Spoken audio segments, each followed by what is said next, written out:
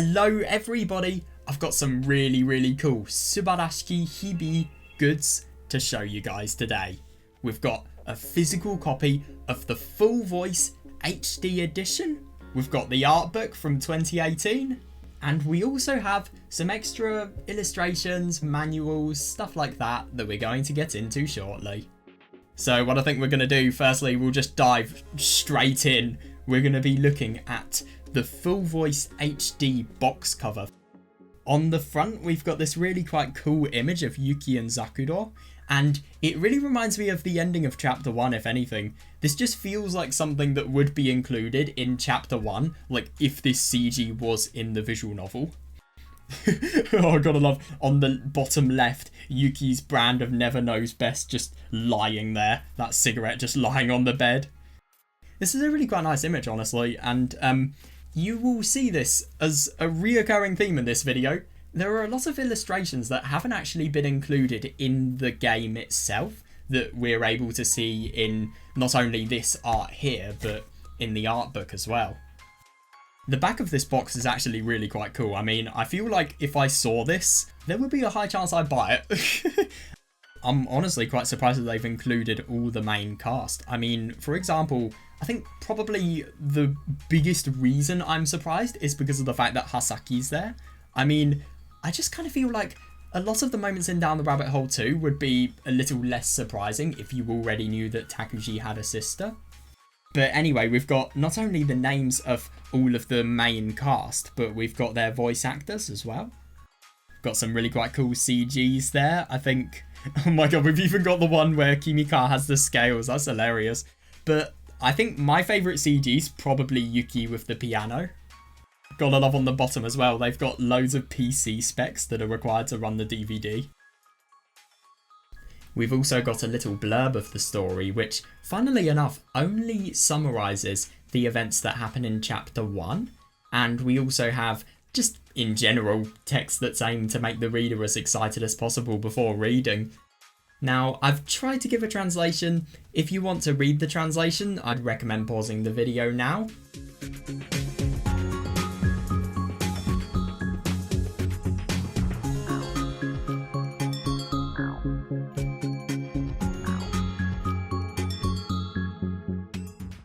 Now that we've looked at that, I'll just give you a little bit of time to look at the sides of the box.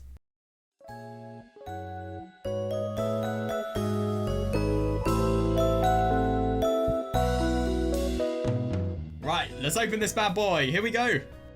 On the left hand side, we've got this really quite cool, I don't know, like a sleeve for the manual that you can just then take out. We've got a picture of, I don't know, it looks like a heron. It could maybe have some relevance to the heron that was on Nishimura in It's My Own Invention.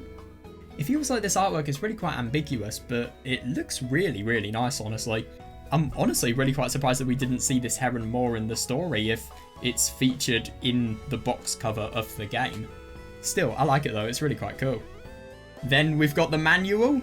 This manual is just a standard one really, it's just showing you everything related to what the game's about and obviously how to install it.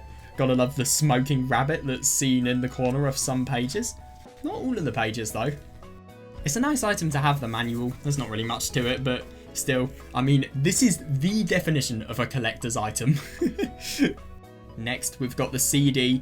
We've also got Kagami and Tsukasa, that image that you always see when you want to go to a certain chapter. And also it says Kotoba to Senritsu no Monogatari as well, which means a story of words and melody.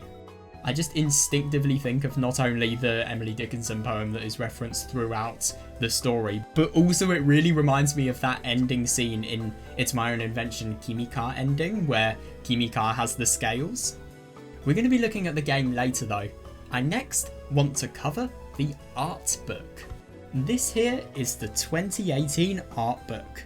It's not actually the only art book that Kerokyu have released. There's also this thing called the Visual Archive, which has a lot more illustrations than the art book.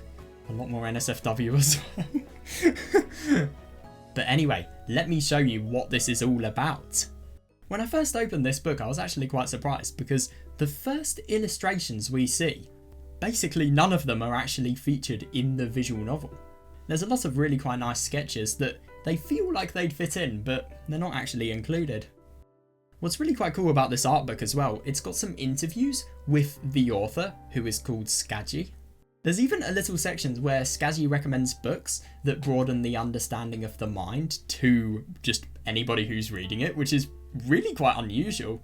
I would have never expected to see something like that in an art book, but this is the first art book I've ever owned, so I don't actually know what the norm for art books is. The characters have got a lot of sketches as well. We've got CG sketches and also sprite sketches. With Ayana and Riruru, we've also got some comparisons between like the initial sketch for the CG and then the CG in its completed form, which is quite cool. But yeah, that's everything to do with the art book. This art book is really quite cool. I was actually very surprised, just considering the fact that Hibi is an eroge, how little NSFW there was. I mean, especially compared to the visual archive. I'm really excited to look into the art book more and just in general try to understand more. I think it's going to be really quite interesting. After this, we've got some really cool illustrations. These are the Yuki and Zakuro Shikishi illustrations, and they came with the full voice HD edition. They're really well done illustrations. I think Zakuro's my favourite, but I still really like Yuki's one. Also, I did a little bit of research on what shikishi paper is. These were originally used for sumi or watercolour paintings and also haiku, and they are thick drawing surfaces, bit thicker than paper, and they also have this really cool gold border that surrounds it. That's all they really are, but they still look really cool. I'm putting those up on my wall the second I can. Right, okay, we've looked at everything physical now, so let's boot the game up. Let's get the external CD drive. Now we've got to install it. Remember, if you were installing this, use a Japanese locale emulator. It literally doesn't work if you don't.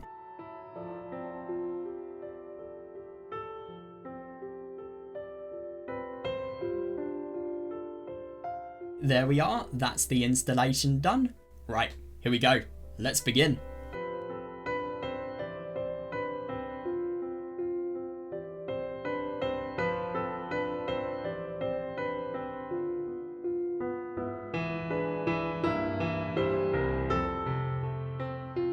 So upon entering the game, I think this is familiar.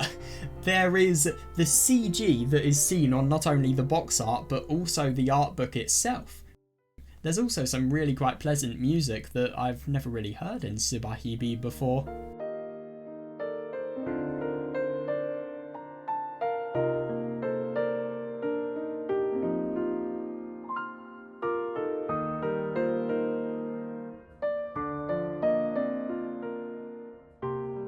Also, when viewing the chapters, Ayana's theme plays rather than just the silence that we saw in the original version. There's lots of different menus. For example, we've got the save and load menu, they look a bit different. The CG menu looks so much cooler with the background from chapter 7. And we've also got the H-scene menu. It's a bit different, but not really that different. What I also love, which we didn't actually get in the original version that I played, a menu for the music. I mean, how cool is that? There's also a config menu, and it looks really similar to the one you can see in Tsui no Sora's remake. I like the original menu, but I think I prefer this one a bit more. I then skipped through the main content of the story. It didn't really look like anything changed. I suppose the only thing that's different is rather than having a feather on the text box, we have the crown that's present on the Kitahai uniform for the girls. It's really quite visible in the backlog and also when the text fills the screen. The crown even says wonderful every day below it, it's quite cool. I still kind of prefer the feather though, if I'm going to be honest. Also, the text box now includes buttons for processes that we could do while reading the visual novel, like for example saving, loading, going on auto mode.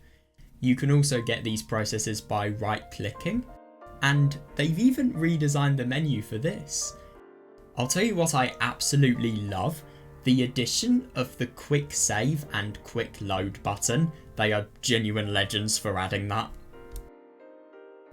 There's a bit more censoring because there are a few mosaics, but there's still barely any censoring, to be honest. I was actually really quite surprised to see certain looking glass insects CG not removed. It was still there, which I was not expecting at all, if I'm going to be honest. The main way this differs to the original is after finishing the Chapter 7 Hill of Sunflowers ending, you can read Knocking on Heaven's Door. And Knocking on Heaven's Door is a little bit of an extra chapter. Without going too much into detail, it shows future events of Yuki and Tomosane, and just in general how their relationship will progress. And it also has the longest H scene in the entire visual novel. I thought I might as well just mention that. Speaking of Hill of Sunflowers, what's really cool is if you finish that ending, you get this amazing menu, and also it has Yoru no Himawari as the theme song. I mean, what could be better? But then, if you finish Ayana's Tsui no Sora 2 ending, everything just reverts back to normal. But there we go. Those are all of the differences I wanted to cover in the full voice HD edition. It was really weird just to see something I've spent so much time reading in English in Japanese, especially seeing the furigana as well. Okay, I know I'm being a bit nerdy, but I was actually quite surprised to see just how much English text there was. I mean, for example, in the menu, and even in the credits menu, there was a lot more than I was expecting. What's funny about reading it in Japanese is the crazy scenes, they just feel way more insane. Like for example, the Mamiya just jumped off scene, and also the choices to suppress the source of the Black Surge. I mean, I thought the English version was weird, this is even worse. I'm actually going to be using this Japanese copy of the game quite a lot. I'm going to be using it to learn more Japanese. I would really recommend using a text hooker if you're trying to learn Japanese. Basically what it does is you hover your mouse over a word and it literally gives you the dictionary article for said word. It's so good for learning new vocabulary, and what a more fun way to learn it than to immerse yourself in visual novels that you love. I mean, it's going to be really cool. I'm actually really quite excited to try it out. Anyway, I'm going to go now. I really hope you guys enjoyed this video and just in general learnt something new about everything that you can get in the vast world of Subarashiki merchandise. I hope I'm not encouraging any bad spending habits, but yeah, see you in the next video.